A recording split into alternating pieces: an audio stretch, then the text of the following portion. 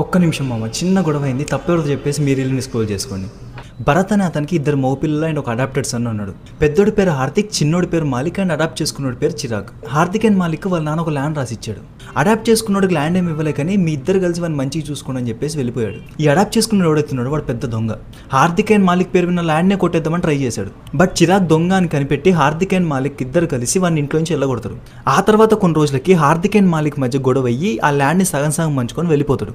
ఇప్పుడు లొల్లి ఏంటంటే, ఈ హార్దిక్ ల్యాండ్ ఏదైతే ఉందో అందులో వాడు ఇల్లు కట్టుకుంటుంటే హార్దిక్ తమ్ముడైన మాలిక్ పిల్లలు అడాప్ట్ చేసుకున్న చిరాగ్ పిల్లలు వచ్చి ఈ ల్యాండ్ మాకు కూడా వర్తిస్తుందని చెప్పి గొడవ స్టార్ట్ చేశారు. మీరే చెప్పండి మావా, మాలిక్ అండ్ చిరాగ్ పిల్లల సైడ్ నిజాయితీ ఉందా?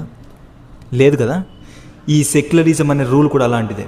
బ్రిటిష్ పేరుతో వచ్చిన చిరాగ్ అనే క్రిస్టియన్స్ వెళ్ళగొట్టినాం, పాకిస్తాన్ పేరుతో మాలిక్ అనే ముస్లిమ్స్ వెళ్ళిపోయారు. అప్పుడు భారతదేశంలో మిగిలింది ఎవరు? హార్దిక్ అనే హిందూస్ కదా. అప్పుడు భారతదేశం ఎవరిది? భారతదేశాన్ని హిందూ దేశం అని ఎందుకు అనకూడదు? ఇదే క్వశ్చన్ నేను నిన్న చాట్‌జీపీటీలో అడిగా.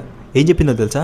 Yes, India is a Hindu country, culturally India is a Hindu country అని చెప్పింది. నాకు రిలీజియన్స్ మీద హేట్ లేదు మామ, బట్ ఆ రిలీజియన్లో ఉన్న కొందరు వ్యక్తులు వేరే మతాలకు రెస్పెక్ట్ ఇవ్వకుండా మాట్లాడుతుంటే చూసి వీడియో చేశా. హిందూ మతంలో కూడా అంధభక్తి చూపించే వాళ్ళు ఉన్నారు, వాళ్ళ గురించి కూడా పక్కా మాట్లాడతా. బట్ అంతకన్నా ముందు భారతదేశాన్ని హిందూ దేశం అనొచ్చా అనొద్దా అని చెప్పండి.